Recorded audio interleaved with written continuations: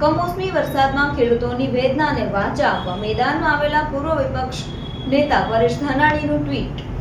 કમોસમી વરસાદમાં ખેડૂતોની વેદનાને વાચા આપવા મેદાનમાં આવેલા પૂર્વ નેતા વિપક્ષ પરેશ ધાનાણીએ એક ટ્વીટ કર્યું હતું। જગતના તાતને જીવવા દેજો ના શીર્ષક તળે ધાનાણીએ ટ્વીટ કર્યું હતું।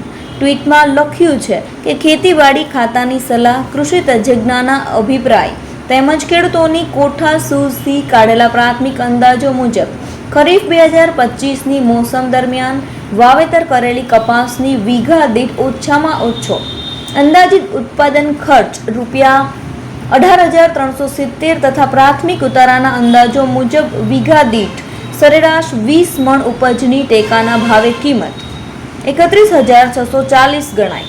આમ કમોસમી માવઠાથી મોકાણથી સરેરાશ ખેડૂતોને કુલ અંદાજિત ₹50,010 જેટલું પાક નુકસાન થયું હોવાનો અંદાજ છે। હવે તમે કહો કે ખેડૂતોને વીઘા દીઠ નુકસાનીનું અધિકારિક વળતર મળવું જોઈએ કે પછી ₹8,000ની સરકારી ભીખ। ખેતી ખર્ચનું લિસ્ટ મૂકીને ધાનાણીએ ખેતી બચાવવા ટ્વીટ કર્યું છે।